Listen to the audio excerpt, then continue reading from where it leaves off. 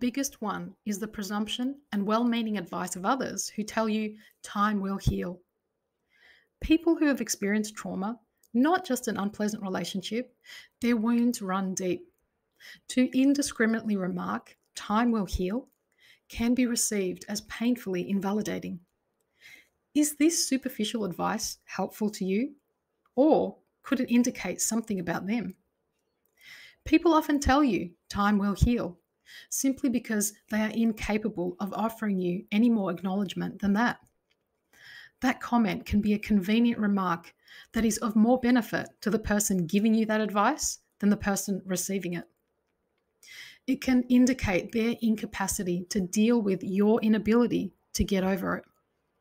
To us, it feels like, let's just sweep it under the rug. And it's what we've commonly experienced in narcissistic relationships.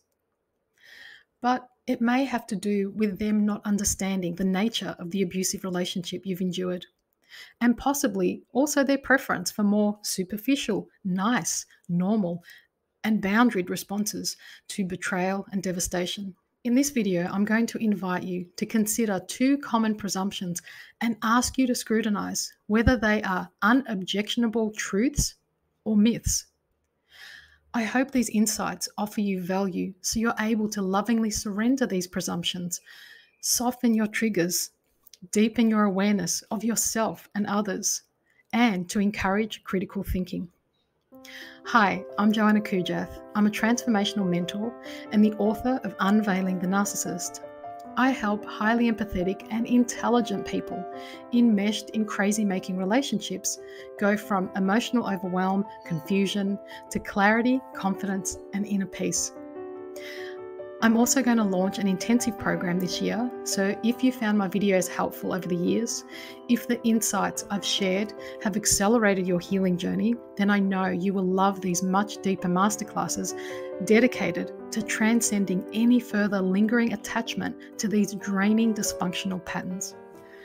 I ask you to consider, how do you honestly feel when someone tells you time will heal? Earlier on for me, this comment felt dismissive, like it minimized what I survived. It came across as diminishing what was still consuming me. What I felt was like an inconceivable pain that was somehow invisible to everyone else. Sure, I looked normal on the outside, but inside there were many open wounds. And if I'm really honest with you, time didn't seem to be healing me at all. It felt more like life was passing me by and I remained stuck, like an outsider looking in on supposedly a wonderful life, a life I somehow lacked connection to. I lacked communication skills, which is common to most of us raised in dysfunctional families.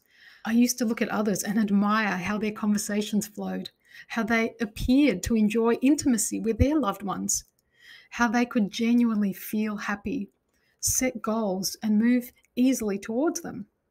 That was not me. Everything was hard. Sure, I got a formal education and was relatively successful, but then I couldn't enjoy what I'd achieved. I still felt empty, unworthy, guilty, and didn't know why. And there are many reasons why. I'm just going to mention one of these here. Our grieving process is not normal. We experience a complicated and unknown to us, a chronic grief. It's not normal because it's pathological. So they're right about not being able to understand or deal with the complexity of our emotions around that. It takes a much deeper and compassionate understanding of what it means to have experienced narcissistic abuse. Time will not heal. In fact, without receiving the right support, the validation we need to help us know we are not crazy, and wise guidance regarding what to do next, minus these imperative supportive measures, time can actually just prolong the suffering. When time heals for others, for us, time can freeze us in one of the trauma responses, ensuring that we remain feeling invisible or in a dissociated state for an unhealthy length of time. Time will heal is nice sounding advice, sure, but let's also put that well-meaning, generalized statement in its proper context.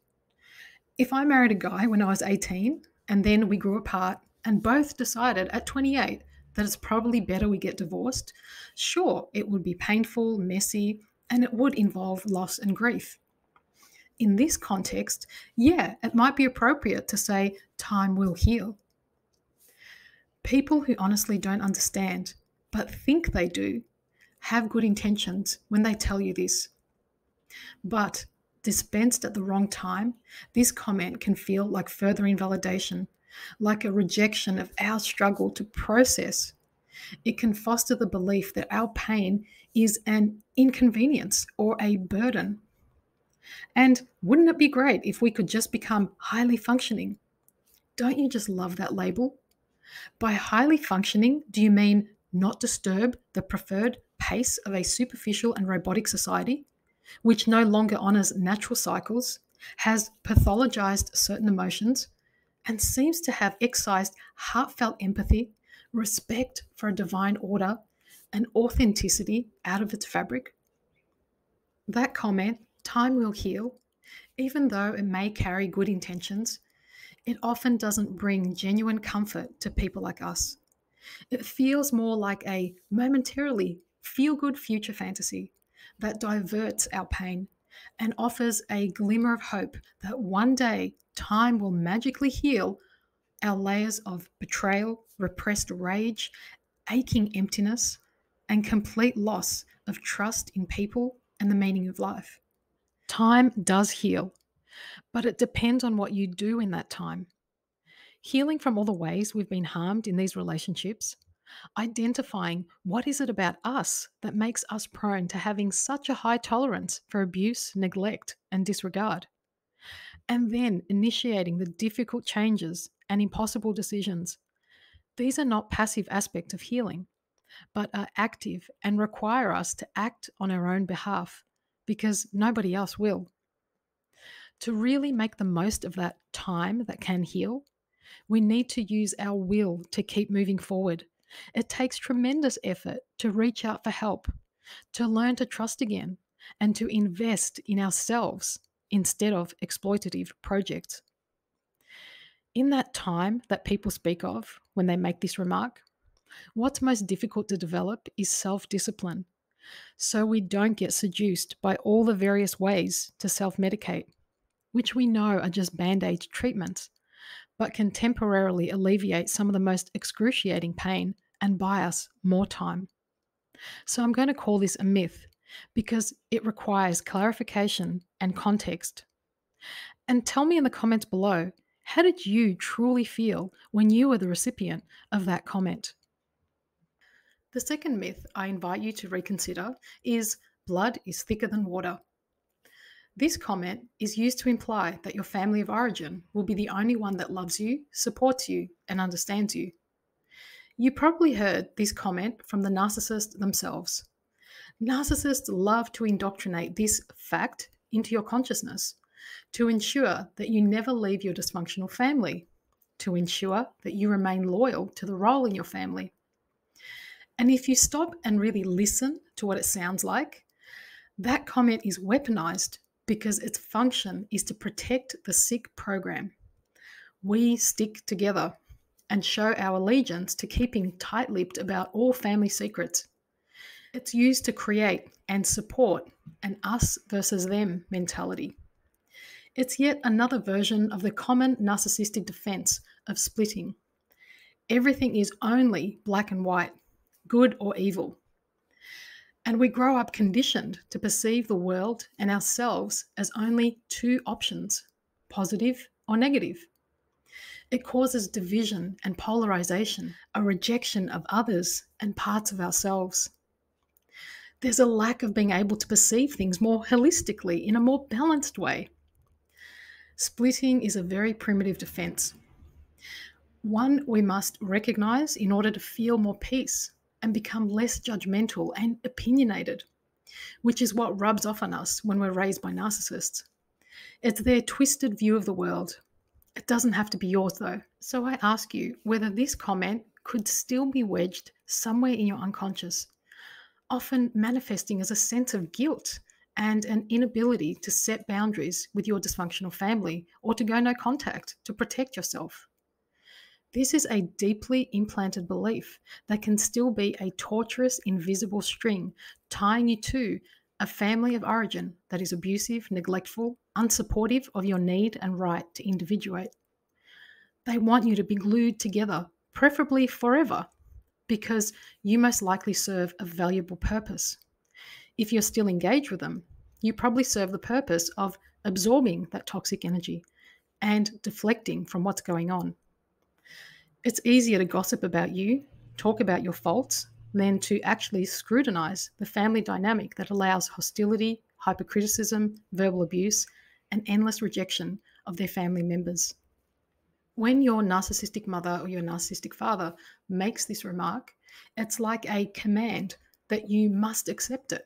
Never question its validity, or if you genuinely feel it's true for you in your family. And if you go back to your dysfunctional family and foolishly disclose some sort of disappointment that you experienced, for example, you lost your job, your girlfriend ended the relationship, your best friend didn't invite you to his wedding, they will savor the fact that you've been let down by the world or other people. Because at that moment, you're more likely to accept how good you've really had it. So they'll smugly declare, well, blood is thicker than water. As opposed to, these things happen in life. It's okay. Next time you hear someone say, blood is thicker than water, first and foremost, consider the source. I'd first check to see if it's a narcissist using it to herd someone back into their flock. People in loving families don't have a need to say things like this because everyone is free to come and go. Members are encouraged to individuate. They are happy and sad for the normal occurrences in life. They are accepting and nurturing at times when you've been disappointed or are heartbroken. They don't use these opportunities to strengthen their defiance. There's a gentleness, an ease, and a welcoming energy. They don't have a pathological need to control the thoughts, beliefs, actions, and choices of their family members. They may offer guidance, but allow each person to think for themselves, make decisions aligned with their own heart. There's no guilt tripping, but loving compassion, patience, and a joyful appreciation of who you are and where you're at in life. I'm asking you to examine if you believe or presume that familial bonds actually are stronger than any other relationships. And if you do, is this belief supportive to your healing, to your individuation and authenticity? Or is this belief harming you and causing you to remain loyal to people who repeatedly hurt you, who you feel controlled and threatened by? And can you sense the energetic attachment of all of that going on? I felt controlled by this command for many years. It caused a lot of unnecessary frustration and shame. It made me feel so trapped.